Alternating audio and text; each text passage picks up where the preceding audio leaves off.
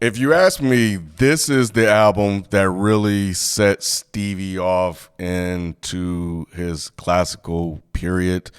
I think this is an album that is often overlooked. I have to talk to B. He's a big time Stevie fan, but I recall coming across Stevie Wonder's Where I'm Coming From, digging through my dad's records. And I put it on and I was just really blown away. I hadn't heard these songs before. And it really captured me a lot. Mainly the ballads on here, and the big single, "If You Really Love Me," everybody know that one is really interesting as well. But it was really the album itself in its totality. Stevie wrote these songs with his wife, Sarita Wright, who is his first wife, and this was, I actually got it wrong on the last recording. This was actually his last album that he produced under his first contract with Motown Records. And interesting enough, Stevie just kind of, I think knowing that the contract was coming to an end, he just kind of, I won't say just put something together, but he knew that at this period that Motown had to accept whatever he gave him, honestly. And this one has some interesting ideas from I Want to Talk to You, which is a song where you have a black and a white person talking to each other. There were a lot of social commentary on here as well. And yeah, this one was released right around the same time Marvin released What's Going On. And a lot of people obviously flocked to What's Going On, and this one kind of just sat there. It didn't really do much for Stevie, but it is a gem in his discography. So it starts out with Look Around, which was fine. Do Yourself a Favor. It's all right too. Think of Me as Your Soldier is a really, really good one. It's a ballad, and I love the way that he sung that one.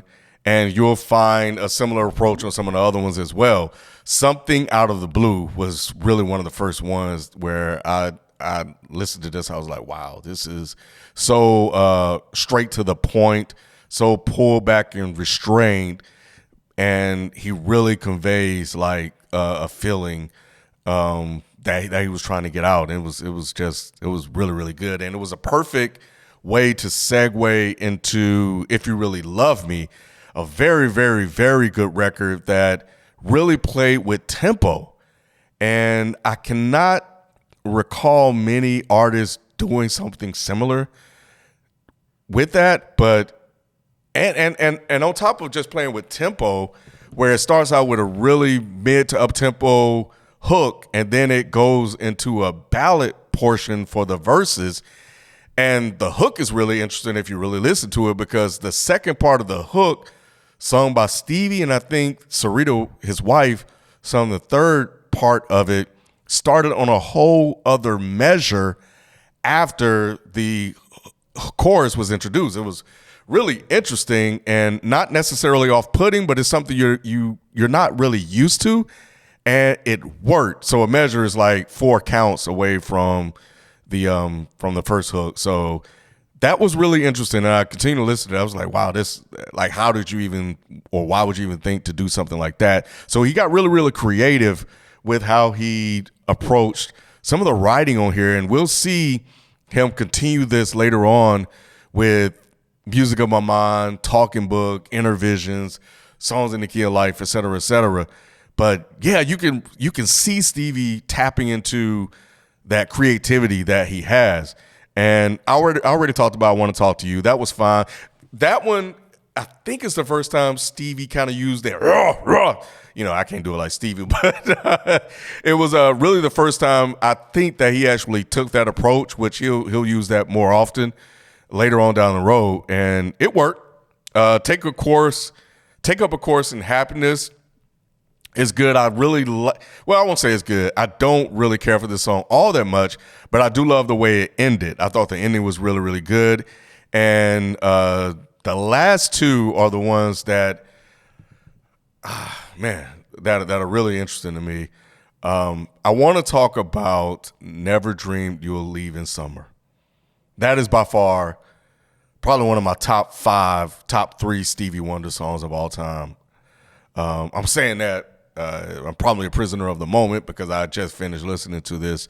But I really love that song. Oh my God, it's so beautiful and somewhat of a difficult song to sing because of the approach that he took vocally and the way he kind of ended the record with that note towards the end. But my God, man, it is a well-written song, and man, it's just so impactful, so moving. Like you can feel the emotions. And one of the interesting things that I picked up is that I think this song, and I'm not the only one saying this, but I think this song is like the precursor to Superwoman, the second part of Superwoman, where, I never thought you'd leave in summer, and Winter Winters came, you were not around. Like when he kicked that off, like I think these are meant to go together, or Stevie wrote Superwoman as a Where Were You When I Needed You as a sequel to this song. And if that is the case, my God, like, oh, magnificent, just beautiful. But I absolutely love this song. It is, I can listen to it over and over again, and I tend to do that when I put this record on. I just put it on repeat. The last one, Sunshine in My Eyes, again, find Stevie playing with tempo, playing with song structure,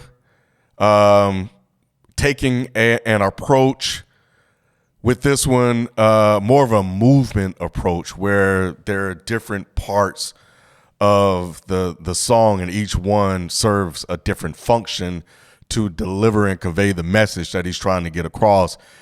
Really written around children and poverty and child hunger and stuff like that. It's just, the song is 7 minutes long, 6 minutes and 58 is the runtime, and it is also another really, really well-written song, well-constructed as well.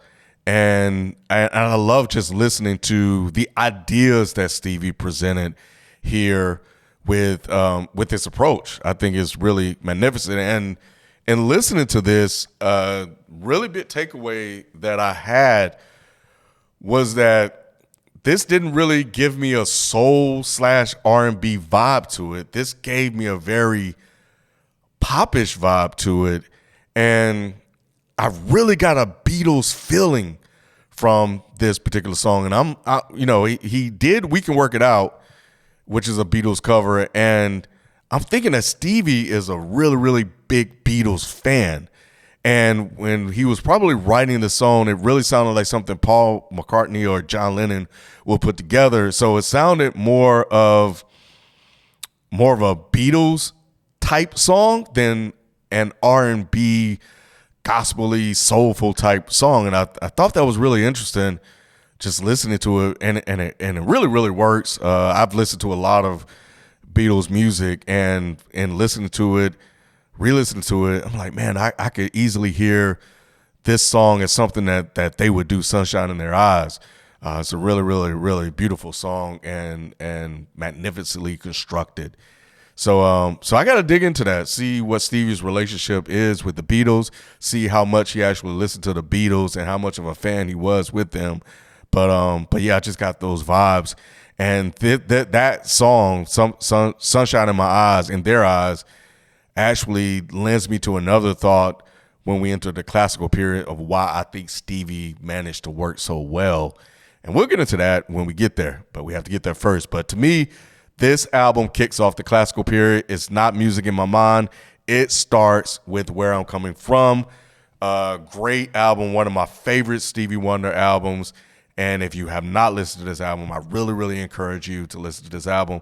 And we are off and running. Let's get this thing going, man. So let's hit these classical albums. I can't wait to talk about them and up next. So yeah, man, a beautiful album. You guys should listen to it. All right, I'm out.